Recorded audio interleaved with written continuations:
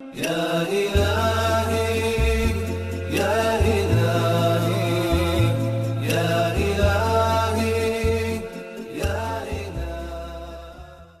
بنو امیہ کا سب سے حسین بادشاہ سلیمان بن عبد الملک، سب سے حسین، 42 سال کی عمر، جوانی، اس کی میت کو قبر کے قریب کیا گیا تو ہلنے لگا تو اس کے بیٹوں نے کہا ہمارے ابا زندہ ہیں، وہ سختہ ہو گیا ہے، زندہ ہیں۔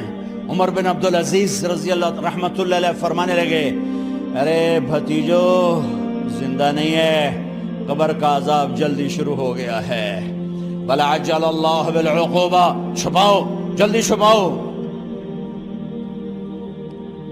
عمر بن عبدالعزیز جس تخت پر بیٹھے اس پر سلیمان تھا، اس پر ولید تھا، اس پر عبد الملک تھا، ان تینوں نے اپنے من کو راضی کیا، عمر بن عبدالعزیز نے اپنے رب کو راضی کیا۔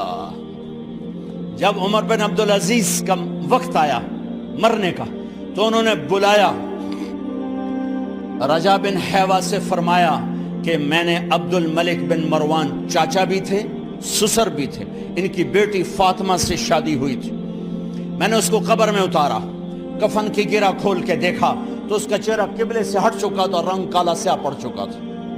عبد الملک بن مروان گورا چٹا تھا، یہ جگہ سرخ تھی، کالا۔ پھر میں نے ولید کو قبر میں اتارا، اس کا بیٹا 10 سال حکومت کی، اس نے 21 سال حکومت کی، اس نے 10 سال کی، ولید بن عبد الملک۔ میں نے اس کے کفن کی گرہ کو کھول کے دیکھا تو اس کا رنگ سیاہ ہو چکا تھا اور قبلہ کی طرف سے چہرہ پھر چکا تھا۔ پھر اس سلیمان کا واقعہ تو ابھی سنایا، پھر اس سلیمان کو قبر میں اتارا اور اس کے کفن کی گرہ کو کھول کے دیکھا تو اس کا چہرہ قبلے سے ہٹ چکا تھا۔ اب میں جا رہا ہوں، مجھے دیکھنا۔ پہلے تینوں نے حکومت کی پوجا کی اور عمر بن عبدالعزیز نے اپنے اللہ کی پوجا کی۔ انہوں نے ایک بڑا عجیب خطبہ دیا جب خلیفہ بنے، اے لوگو، بچپن میں شعر و شاعری کا شوق تھا تو میں شاعر بنا، تھوڑا سا اٹھان ہوئی تو علم کا شوق لگا، میں نے علم حاصل کیا، جوان ہوا تو فاطمہ بنت عبد الملک سے عشق ہوا، میں نے اس سے شادی کی، اب اللہ نے مجھے حکومت دے دی ہے، اب تم دیکھو کہ میں اس سے اپنے اللہ کو راضی کروں گا۔ ہمارے حکمران تو ووٹ سے آتے ہیں اور چلے جاتے ہیں 4-5 سال کے بعد، ان کی وراثت میں حکومت آ رہی ہے اور 3 بر اعظم پر حکومت ہے، اور ایسا روب دبدبہ ہے بنو امیہ کا، کوئی ان کے سامنے سر نہیں اٹھا سکتا۔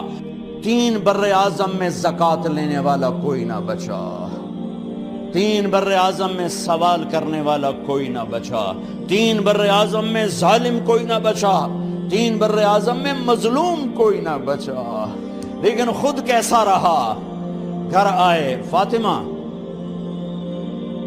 بڑے اچھے دن گزرے ہیں، اب امتحان ہے، میں تیرا حق نہیں ادا کر سکوں گا، طلاق لینی ہے میں حاضر ہوں، ساتھ دینا ہے تو میرے اپنے حق معاف کرو، اپنے حق معاف کرو۔ فاطمہ جیسی عورت انسانی تاریخ میں کوئی نہیں آئی، سیاسی لحاظ سے، سیاسی، دادا مروان بادشاہ، باپ عبد الملک بادشاہ، بھائی ولید بادشاہ، دوسرا بھائی سلیمان بادشاہ، تیسرا بھائی ہشام بادشاہ، چوتھا بھائی بادشاہ اور اپنا خامن بادشاہ، 7 نسبتوں سے یہ عورت شہزادی ہے۔ کائنات انسانی تاریخ میں اتنی بڑی عورت کوئی نہیں آئی، سیاسی۔ فاطمہ کہنے لگیں عمر، میں نے سکھ کے دن تیرے ساتھ گزارے ہیں، دکھ میں تجھے چھوڑ کے نہیں جاؤں گی، جاؤ میں نے اپنے سارے حق معاف کیے۔ پھر حضرت عمر بن عبدالعزیز کی راتیں اور دن کیسے گزرے؟ مسلح پہ بیٹھتے اور روتے وہیں سو جاتے اور روتے وہیں سے اٹھتے، پر 3 بر اعظم میں ظالم کوئی نہ بچا، مظلوم کوئی نہ بچا، زکوٰۃ لینے والا کوئی نہ بچا، اپنی حکومت کو اللہ کی رضا کے لیے استعمال کیا۔ کیسے استعمال کیا؟ سارے مال فاطمہ کا سارا زیور بیت المال میں ڈال دیا، تنخواہ پہ آ گئے، عید کا موقع آیا، بچوں نے ماں سے کہا ہمیں کپڑے لے کر دو، عید آ رہی ہے، ہر آدمی اپنے بچوں کے لیے کپڑے لے رہا ہے، ہمارے بچے بھی کہہ رہے ہیں کپڑے لیں، جاؤ بھائی لو۔ فاطمہ کے پاس عمر 3 بر اعظم کے بادشاہ کے بچے آ رہے ہیں، ماں جی عید آ رہی، کپڑے تو لے دیں، ابا سے کہیں کہ ابا سے بات کرتی ہوں۔ ابا تشریف لائے، خزانے لبالب بھرے ہوئے ہیں گندم کے ڈھیر کی طرح، کہ امیر المومنین بچے کپڑے مانگ رہے ہیں۔ فاطمہ میرے پاس تو پیسے نہیں، میں کہاں سے کپڑے لے کر دوں، میرے پاس تو پیسے کوئی نہیں۔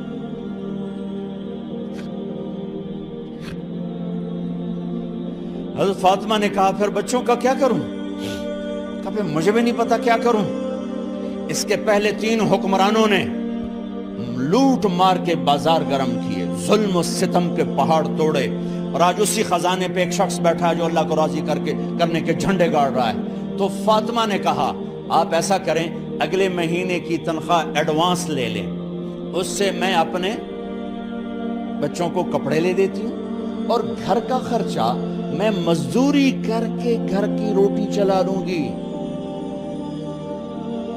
ارے اپنی تاریخ پڑھو، صرف ڈرامے ہی نہ دیکھتے رہ جاؤ، صرف گانے نہ سنتے رہ جاؤ، اور بھی دکھ ہیں زمانے میں محبت کے سوا۔ انہوں نے اپنے بلایا وزیر خزانہ مزاحم، اپنا ہی غلام، ہاں بھائی مزاحم ہمیں بچوں کے کپڑے چاہیے، تو اگلے مہینے کی تنخواہ ایڈوانس مل جائے۔ وہ کہنے لگے امیر المومنین آپ مجھے لکھ کر دے دیں کہ آپ 1 مہینہ زندہ رہیں گے، میں آپ کو تنخواہ دے دیتا ہوں۔ عمر بن عبدالعزیز سر جھکایا، اٹھے، گھر گئے، فاطمہ میرے بچوں سے کہہ دو کہ تمہارا باپ کپڑے لے کے نہیں دے سکتا۔ اپنی تاریخ تو دیکھو۔ عید کا دن آ گیا، خلیفہ وقت عید کی نماز پڑھاتے تھے، نمازیں بھی خلیفہ وقت پڑھاتے تھے۔ بنو امیہ کا خاندان ملنے کے لیے آ رہا ہے، سارے سرداروں کے بیٹے اعلیٰ پوشاک، اعلیٰ لباس ملنے آ رہے ہیں۔ تھوڑے دیر بعد دیکھا تو بچے بھی ملنے آ رہے ہیں، امیر المومنین کی حیثیت سے بچے باپ کو ملنے آ رہے ہیں، اور ان کے جسموں پر پرانا لباس ہے۔ حضرت عمر انہیں دیکھ کر ادھر اپنے سرداروں کے بچے دیکھے تو زرق برق پوشاکیں، اپنے بچوں کو دیکھا۔ ارے اس باپ سے پوچھو جو سب کچھ کر سکتا ہو اور پھر مٹھی بند کر لے کہ نہیں میں نے حرام کی طرف نہیں جانا۔ بچوں کو دیکھا تو آنکھیں ڈب ڈبا گئیں، آنکھوں میں آنسو آ گئے۔ فرمایا میرے بچوں آج تمہیں اپنے باپ سے گلہ تو ہوگا کہ آج ہمارے باپ نے کپڑے ہی نہ لے کے دیے۔ ان کے ایک بیٹے ہیں عبد الملک، ان سے بھی 4 رات آگے تھے، ان سے پہلے ہی فوت ہو گئے تھے۔ کہنے لگے ابا جان آپ کو مبارک ہو، آج ہمارا سر بلند ہے، ہم شرمندہ نہیں ہیں، آپ کو مبارک ہو، آپ نے قومی خزانے میں بددیانتی نہیں کی ہے، ہم شرمندہ نہیں ہیں، انسانوں کو کپڑوں پہ نہیں تولا جاتا۔ آج کا میرا دیس کا مالدار اتنا فقیر ہو گیا ہے، اتنا چھوٹا ہو گیا ہے کہ وہ اپنا تعارف کروانے کے لیے 50 لاکھ کی گھڑی لیتا ہے، 6 لاکھ کا جوتا لیتا ہے۔ آج کی بیگم اتنی چھوٹی ہو گئی ہے کہ اپنے قد کو بڑا کرنے کے لیے وہ 10 لاکھ کا ہینڈ بیگ لیتی ہے کہ دیکھو میرا بیگ 10 لاکھ کا ہے۔ ارے میری بہن تو 10 ٹکے کی بھی نہیں رہی، اگر تو نے بیگ سے اپنے آپ کو بڑا بنایا، او میرے دوست تو 2 ٹکے کا نہیں ہے۔ اگر تو 10 لاکھ کے جوتے اور 50 لاکھ کی گھڑی سے اگر تو بڑا بننا چاہتا ہے، ارے اس دھوکے سے نکلو۔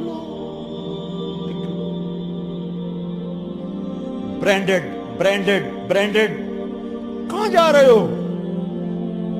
جب تم اپنی ذات میں بے قیمت ہو تو رب ذوالجلال کی قسم تمہاری گھڑیاں، تمہارے بیگ، تمہاری گاڑیاں، تمہارے بنگلے تمہاری عزت کو بڑھا نہیں سکتے۔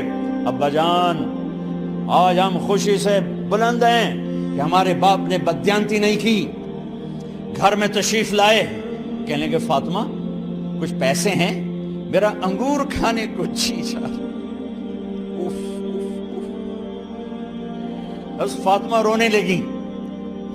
فرمایا امیر المومنین خزانہ تو بھرا پڑا ہے, 1 درم کا بھی تیرا حق نہیں ہے کہ تو 1 درم لے کے انگور خرید لے. تو تھوڑا پٹھے, فاطمہ میں جہنم نہیں برداشت کر سکتا. وہ میرے بھائیو جو دن رات سود میں پھنس چکے ہو, جو دن رات جوے شراب میں پھنس چکے ہو, کیسے اللہ کے سامنے سرخرو ہو کر کھڑے ہو گے؟ ایک رات گھر میں تشریف لائے, بچیاں بیٹیاں,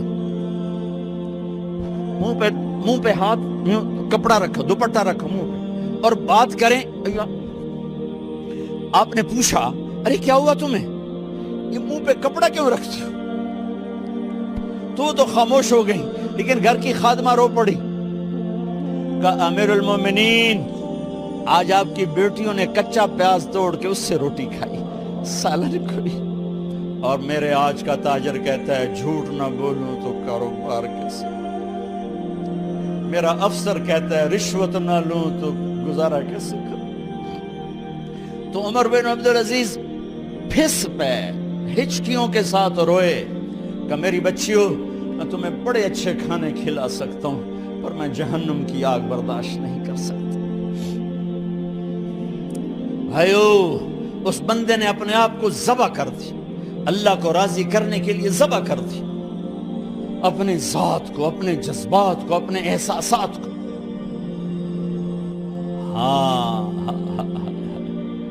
اب اللہ نے صلہ کیا دیا. جب انتقال ہوا ہونے لگا تو بلایا رجا کو, جو میں بات پہلے چھوڑ کے ادھر ان کی تھوڑی سیرت بتائی کہ رجا اب میں مرنے لگا ہوں. عبد الملک کالا ہو گیا تھا, ولید کالا ہو گیا تھا, سلیمان کالا ہو گیا تھا. یہ کیوں کالے ہوئے تھے؟ یہ بے نمازی نہیں تھے, بدکاری نہیں کرتے تھے, کسی کی طرف ان کی میلی آنکھ نہیں اٹھی کبھی. یہ ظالم تھے, ظالم انسانوں کا خون پیا, مال میں خیانت کی, اس پر اللہ نے چہرے پھیر دیے. آج عمر بن عبدالعزیز جا رہا ہے کہ دیکھو میں جا رہا ہوں, مجھے دیکھو میرے ساتھ کیا ہوتا ہے. ان کا انتقال ہوا, ان کی میت قبر کے کنارے رکھی گئی, اور اب نیچے اتارنا ہے. سلیمان کی میت کو اتارنے لگے تو ہلنے لگا, اور عذاب قبر پہلے شروع ہو گیا. عمر کی میت کو جب قبر کے قریب کیا گیا, ایسے ہوا کا جھونکا آیا, ایک پرچہ ایسے لہراتا ہوا یوں آیا, یوں آیا, یوں آیا, اور عمر کے سینے پر گر گیا. لوگ کٹھے ہو گئے, پرچے کو کھول کے دیکھا گیا تو اس پہ لکھا تھا بسم اللہ الرحمن الرحیم, براءۃ من اللہ لعمر بن عبد العزیز من النار. یہ پروانہ ہے اللہ کی طرف سے اس کے بندے عمر کے لیے کہ اسے جہنم سے نجات کی خوشخبری سنا دی جائے. آہا, مرنا ہو تو یوں مرو, اللہ ایسی موت دے دے. کہتے ہیں میں نے ان کو قبر میں اتارا, جب قبر میں اتارا تو کیا دیکھا, میں نے کفن کی گرہ کھولی تو چہرہ قبلے کی طرف, اور یوں لگا جیسے 14ویں رات کا چاند قبر میں اتر آیا ہو. اور آخری بات کرتا ہوں, میرے بھائیوں بہنوں, اپنے اللہ سے صلح کر لو, اپنے اللہ سے صلح کر لو.